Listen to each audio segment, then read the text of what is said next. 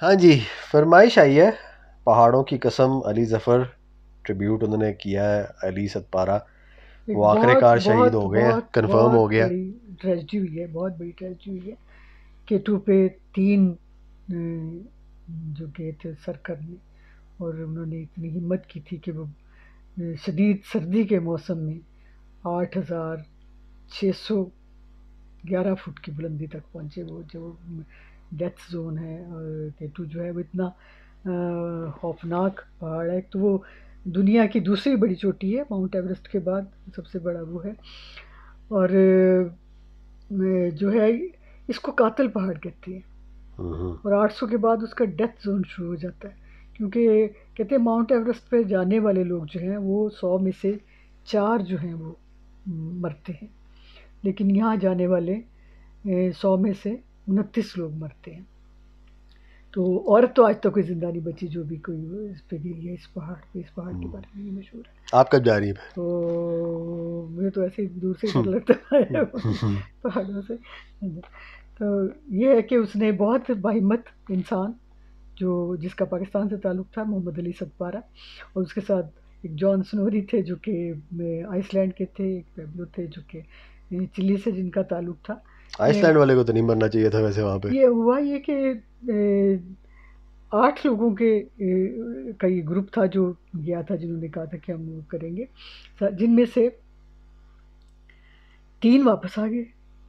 Base वो जो camp 3 पे जाके ना, वहाँ पे उन्होंने फैसला किया कि अब आगे जो है वो बहुत ख़तरनाक आ रहा है, क्योंकि मेरे ख्याल में 7,000 फुट से ज़्यादा पे था वो, 7,000 मीटर से ज़्यादा पे वो था जो बेस कैंप 3 था। तो वहाँ सहूलतें कोई ज़्यादा सही नहीं थी, ना तो टेंट सही थे, ना वहाँ पे ऑक्सीजन थी, ना कोई और इस तरह था। तो वो 3 लोग वापस आ गए। एक बल्गारिया का था जो कि गिर के वहाँ पहले ही उसकी डेथ हो गई। उसने रस्सी गलत पकड़ ली थी ना। हाँ, तो बाकी रह गए 4। तो 4 जो थे, एक तो मोहम्मद अली सतपारा था, वो भी रिकॉर्ड बनाना चाहता था कि अपने बेटे के साथ वो जाके सर करेगा। उसका बेटा 20 साल का, वो खुद वो 43 ईयर्स का था, तो साथ उसके 21 साल का उसका बेटा साजिद अली सतपारा भी था। हम्म। तो 2 वो थे, एक वो आइसलैंड का और एक चिली का। इन चारों ने फैसला किया था कि हम आगे जाएंगे। तो इसी 4 फरवरी को उन्होंने फैसला किया है। तो 5 फरवरी को वो ऊपर गए हैं। बल्कि जो जब 8,000 फुट तक 8,000 मीटर तक पहुंच गए, तो जो साजिद अली सतपारा था उसकी तबीयत ख़राब हो गई, जो कि बेटा था उसका 21 साल, जो सबसे कम उम्र है, और उसने सबसे कम उम्री में ही 2019 में उसने ये सर की हुई थी। गर्मियों में की हुई थी इन्होंने, ये इनका जो था समिट थी, ये सर्दियों में वो सर करने का था। तो वो उसकी तबीयत ख़राब हुई है, उसने ऑक्सीजन लगाने की कोशिश की, ऑक्सीजन उसकी लीक कर गई। तो उसके बाप ने उसको कहा कि तुम वापस चले जाओ। वो नीचे वापस आ गया और आके सारी रात इंतज़ार करता रहा कि सुबह ये वापस आएंगे तो मैं उनको चाय बना के दूंगा, ये वो। लेकिन उसके बाद वो वापस नहीं। आखिरी दफ़ा उसने उन्हें ऊपर जाते हुए देखा, वहाँ से डेथ जोन से ऊपर। उसके बाद से 5 फरवरी से जब वो वापस नहीं आए, तो उनकी तलाश हुई हेलीकॉप्टर्स के, उसमें जंगी जहाज़ भेजे गए उस इलाके में। फिर आइसलैंड के जो माहिर थे वो भी आ गए, उन टीमों ने भी ढूंढा। ये आस रोज़ाना एक नई आस मिलती थी कि शायद वो बच जाएंगे, शायद वो बच जाएंगे, आ जाएंगे, आ जाएंगे। वो गार बना के बैठे हुए हैं उनके पास, वो इतने दिन जिंदा रह सकते हैं। मतलब मुख्तलिफ़ किस्म की चीज़ें जो हैं उस वक्त तक गर्दिश करती रही। अफवाहें भी थी जिसमें, और उम्मीदें भी थी, और दुआएं भी थी। सारी कौम जो है उनके लिए दुआ कर रही थी। लेकिन 17 फरवरी को सरकारी तौर पे एक प्रेस कॉन्फ्रेंस करके ये बता दिया गया कि अब वो अनाउंस कर दिया हाँ, अनाउंस कंफर्म। कर दिया गया कि वो नहीं आ सकते वापस। डेड बॉडीज़ तो किसी की नहीं मिली, लेकिन उसके बाद मतलब वो उसको ख़त्म कर दिया गया।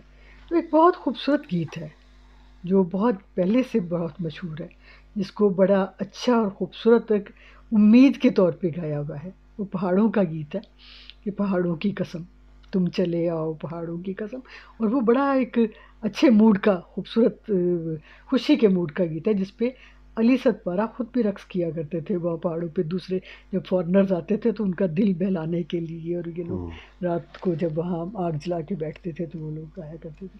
और इस मौके पे आपने भी कोई इस पे बनाई है? कुछ लिखे हैं, वो मैं शेयर करती हूँ, पढ़ ले।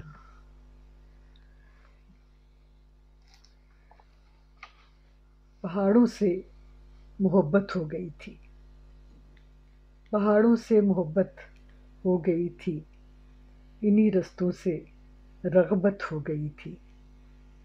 परी थी या कोई हुस्ने मुजस्सम, परी थी या कोई हुस्ने मुजस्सम, उसे केटू से उल्फत हो गई थी।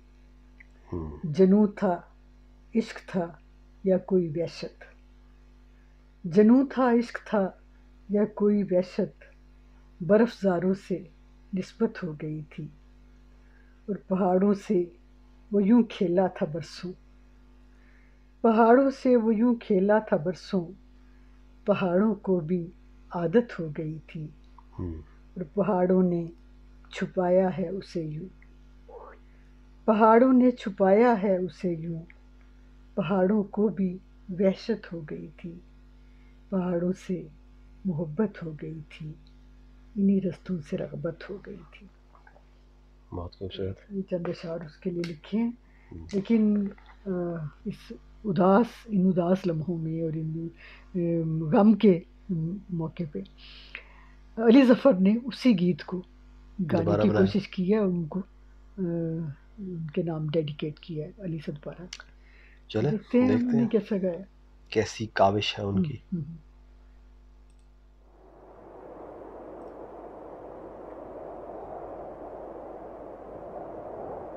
3 बजे मैं रात के निकल जाता हूँ रास्ता देखने, और सुबह 10 बजे धूप की पहली किरण लगती है, थोड़ा सा हीट मुझे मिलता है, अचानक मेरा जो है झटका सा महसूस होता है, और मैं अपने आप को कहता हूँ कि यार लेकिन किधर, उस वक्त मेरा सेंस वो वापस आ जाए। इन्हीं रास्तों पे जिन पे कभी गामज़न थे दोनों,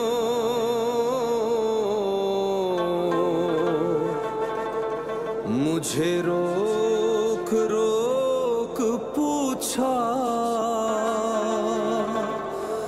तेरा हम सफर कहाँ है।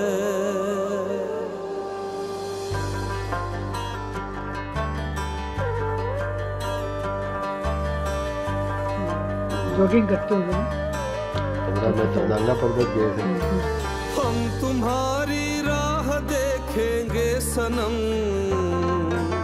हम तुम्हारी राह देखेंगे सनम, तुम इसको भी किया होता गर्मियों में, सर्दियों का की कसम, तुम चले आओ पहाड़ों की कसम, तुम चले आओ पहाड़ों की कसम, तुम चले आओ पहाड़ों की कसम।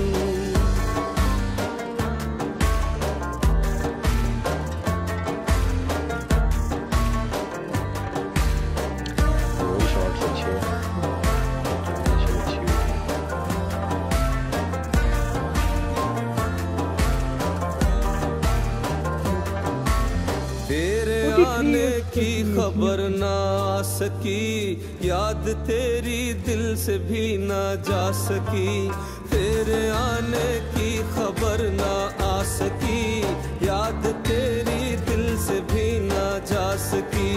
हो गए पागल तेरी यादों में हम, तुम चले आओ पहाड़ों की कसम, तुम चले आओ पहाड़ों की कसम, चले आओ पहाड़ों की कसम, तुम चले आओ पहाड़ों की कसम।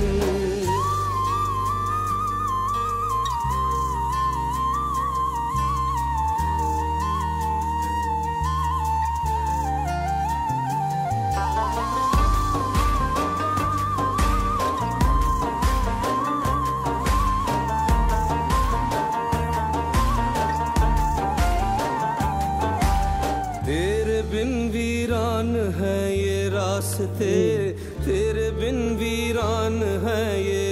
वास्ते, छोड़ दुनिया आजा मेरे वास्ते, छोड़ दुनिया आजा मेरे वास्ते, दिल को घायल कर गया तेरा सितम, तुम चले आओ पहाड़ों की कसम, तुम चले आओ पहाड़ों की कसम, तुम चले आओ पहाड़ों की कसम, तुम चले आओ पहाड़ों की कसम, हम तुम्हारी राह देखेंगे सनम, तुम चले आओ पहाड़ों की कसम, तुम चले आओ पहाड़ों की कसम, तुम चले आओ पहाड़ों की कसम, तुम चले आओ पहाड़ों की कसम।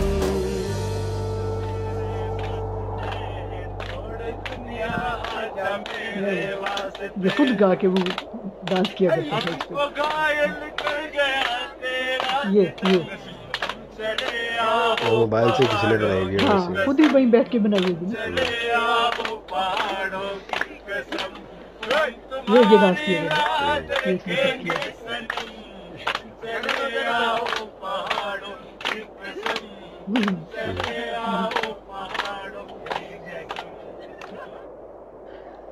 अच्छा था गाना, वीडियो बहुत अच्छी थी, वीडियो बहुत कमाल बना ली उन्होंने। लेकिन ये जो रेंडिशन अगर उन्होंने अपनी कोशिश की है अपने हद तक, वो मुझे इतनी कोई ख़ास नहीं लगी। यानी ठीक है, सैड करने की कोशिश की है, या तो वो ये करते कि इसको बिल्कुल ही डिफरेंट अपने तौर पे गाना बनाते, नया गाना बनाते। हाँ, चाहे इसी को इस ट्यून पे ना बनाते, अपनी नई ट्यून हाँ, बनाते, क्योंकि नया गाना बनाते। क्योंकि बिल्कुल सेम ट्यून और एक भी लफ्ज़ आपने चेंज नहीं किया, और आप उसको बिल्कुल सैड करके आप बस एक म्यूज़िक चेंज थोड़ा सा बस आप करके एक उसका टोन चेंज करके आप वो, या मूड उसका चेंज करके आप सिर्फ लेके आ गए हैं, तो वो इतना कोई ख़ास नहीं लगा मुझे। बाकी मिनी वीडियो के लिहाज से मैंने कहा ना कि विजुअली वो अच्छा लगा। उसकी ज़िंदगी के कोई वो दिखा दिए, और एक हीरो है हमारा पाकिस्तान का, उसको ट्रिब्यूट पेश कर दिया, ये उन्होंने किया। हाँ, वो जेस्चर अच्छा लगा। हाँ, जेस्चर ठीक है, जेस्चर आपका ठीक है, किया, और ये होना चाहिए था हमें, बल्कि इसकी ज़िंदगी पे फिल्म बननी चाहिए, मैं तो कहती हूँ। उसकी वजह ये है कि ये सतपारा एक छोटा सा गाँव है स्कर्दू के में, इसी केटू के दामन में, और वहाँ बहुत गुर्बत है, वहाँ ज़्यादा सहूलियात नहीं है लोगों के पास, और वहाँ के लोगों का ज़रिया मुआशी है कि वहाँ जो ये आते हैं को पैमा दूसरे मुल्कों से, तो उन लोगों का वो सामान लेके ऊपर जाते हैं, उनको सहूलत ये देते हैं, या उनके कपड़े धोते हैं, ये इस तरह के काम करते हैं। और इसका बचपन भी ऐसे ही गुजरा हुआ था, ये वो सामान ले लेके ऊपर जाता रहा, वहीं से उसको ख़ुद भी शौक़ पैदा हुआ कि मैं ख़ुद वो मैं करूं, और ये इतने सालों से कर रहा था, कोई रिकग्निशन नहीं उसको मिली, कोई सपोर्ट नहीं मिली किसी तरफ से, मतलब। और जो है ये कंपनियां हैं, जैसे मुख्तलिफ मुल्कों में जाने के लिए सियाहत की कंपनियां बनी होती है ना, उस तरह की कंपनियां हैं जो कि टूर्स ऑपरेटर जिनको कहते हैं, जैसे टूर आप देख एजेंट टाइप होते हैं, एजेंट जो होते हैं, जैसे कोई आपको मिस्र लेके जाता है, कोई अमेरिका लेके जाता है, कोई आपको टर्की लेके जाता है, या कोई ऐसी जो जगह हैं जहाँ पे, या इंडिया ही लेके जाता है, ताजमहल के लिए टूर जाते होंगे, वो लेके टूर ऑपरेटर जाते होंगे। तो इस तरह के टूर ऑपरेटर्स हैं जिन्होंने ये वो इसको अरेंज करते हैं, और ये साल में 2 सीज़न आते हैं जिसमें वहाँ पे गवर्नमेंट की तरफ से इजाज़त होती है ये जाने के लिए। एक तो आता है जून के महीने में, वो जो गर्मियों का होता है, और ये दिसंबर से और ये फरवरी तक शायद होता है, इसका पीरियड इतना होता है। तो ये जो थे कोई टूर ऑपरेटर, वो कोई बिल्कुल नए थे, जिसको बुक किया था जॉन स्नोरी ने, ठीक है, जैस्मिन नाम का कोई एजेंसी है, जिन्होंने ये पहली दफ़ा, उनका पहला ही था ये जो उन्होंने किया था।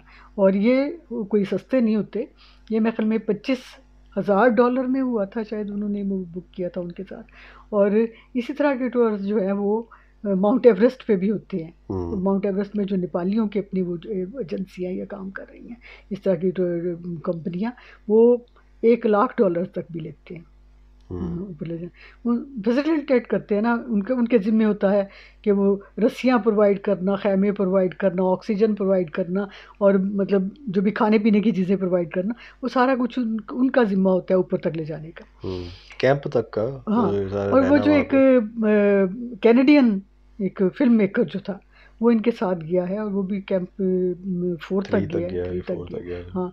और उसने बताया कि वहाँ पे कोई सहूलत नहीं थी, बल्कि उन्होंने खुद से ख़रीद के जो 6 बोतलें उसकी ऑक्सीजन के ऊपर भेजी थी, वहाँ जब पहुँचे तो वो भी नहीं थे, वहाँ वो भी मौजूद नहीं थे, और ना टेंट पूरे थे लोगों के लिए, और वो एक टेंट में 3-3 लोग जो है उन्हें सोना पड़ा था।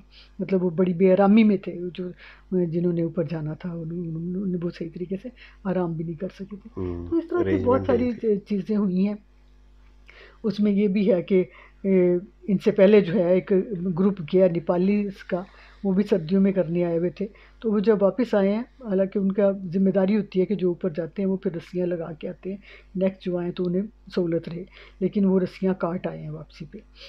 तो उसके बारे में ये कहा जा रहा है कि ये अगर इन सच्चाइयों का पता करना है तो उनसे ज़रूर वो होनी चाहिए, इंटरोगेशन होनी चाहिए उनकी, कि ये ऐसा क्यों हुआ, ठीक है, उसमें क्या जानबूझ के इन्वेस्टिगेशन वगैरह होनी चाहिए इसकी, तो क्यों उनको वो कत्ल किया गया है, क्या वो वाकई हादसे का शिकार हुए।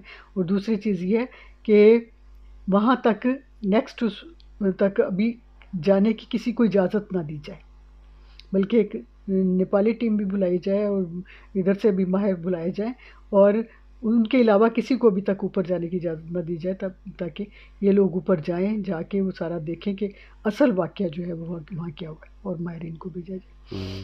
तो इसकी तफ्तीश तो होनी चाहिए, इसकी इन्वेस्टिगेशन होनी चाहिए कि ये क्यों हुआ, क्योंकि वो तीनों बहुत माहिर थे, और वो जो पुरुमीद भी थे, और उनके साथ ये हादसा क्यों पेश आया। वैसे तो बेशक ऑफिशियली ये ऐलान कर दिया गया है कि वो फौत हो गए, लेकिन अभी भी कहीं ना कहीं जैसे कहते हैं ना कि मानने को नहीं होता, और दिल नहीं मानता, दिल करता है कि अल्लाह करे वो आ जाए, कहीं ना कहीं से आ जाए, क्योंकि जिस तरह की बातें बताई गई ना खबरों में, ये था कि जी वो उनके पास ऐसे हालात हैं कि वो बर्फ़ को काट के और गार बना के और गर्मी पैदा करके बाकायदा उसके अंदर आप बाकायदा आराम से रह सकते हैं, चाहे जितना मर्जी मनफी दर्जा हरारत हो, वो उनके पास ऐसी सहूलतें हैं। वो ये था ना कि वो लिमिटेड टाइम के लिए होगी ना, ये भी है। अब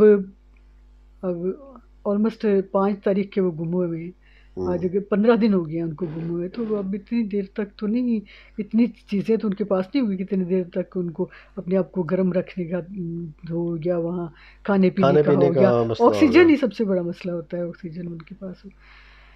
तो पर जहाँ भी कहीं हो, अल्लाह की रहमतें हों उन पे, तीनों पे, जिन उनके घर वालों को अल्लाह ताला सब्र दे। सबके साथ हमारी दुख में सबके हम शरीक हैं, सबके लिए हमारी दुआएं। चले इसी दुआ के साथ लेते हैं आपसे इजाज़त, होती है मुलाकात अगली वीडियो में, तब तक के लिए अपना ख्याल रखें, दुआ में याद रखें। रब रखा।